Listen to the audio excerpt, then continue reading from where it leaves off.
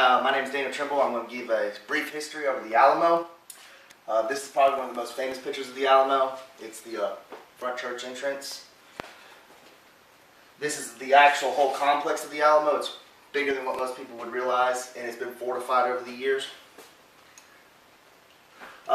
Originally, the Alamo was named Mission San Antonio de Valerio, and it's in San Antonio, Texas. Construction began in 1724, and in 1793, the Spanish legally dissolved it as a mission, and since it was dissolved, it's been used for various uses, such as forts, hospital, army depot, even it was used as a jail at one point.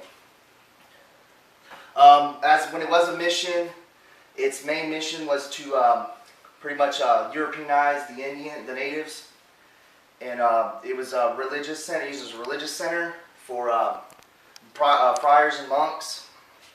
The mission to bring the Spanish society to the Indians, they wanted to take the many tribes and combine them and try to get them under one tribe and give them a stable economy, teach them European skills like arms, tactics. Even the mission even provided a defense for the Spanish crown to defend the land. Spanish soldiers would teach the natives in war tactics to defend against some of the more aggressive Indian tribes, such as the Apaches and Comanches. The Alamo was never fully completed due to a decline in Native American population. If it was completed, it would have resembled something like this, which would have been a like what you see in Europe, a modern cathedral type. What the Alamo is most known for is the Siege of the Alamo, which was took place during the War for Texas Independence, and the siege took place February 23rd, 1836 to March 6th, 1836. It lasted 13 days. Colonel William B. Travis from South Carolina was the commander of the defenders at the Alamo. He had 182 men under him that refused to surrender to General Santa Anna, which was the general of the Mexican army, and he was also the dictator of Mexico. Most of the volunteers at the Alamo were from the state of Tennessee, including Davy Crockett, and this is how Tennessee got its name, the Volunteer State. And then on March 1st, 32 more men would join to reinforce the Alamo from surrounding areas.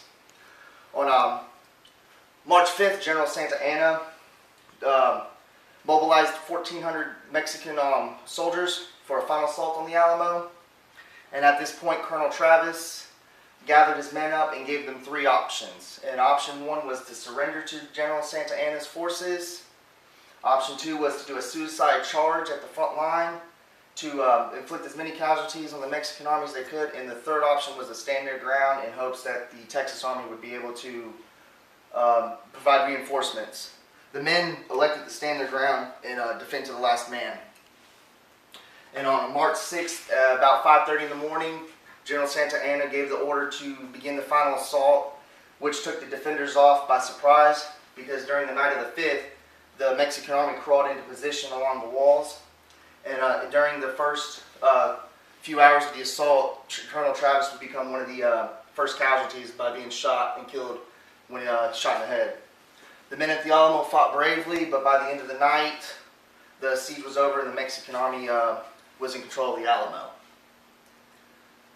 The remaining survivors retreated back into the church part of the Alamo, and that's where they made their final stand, but they were rounded up and executed, including Davy Crockett.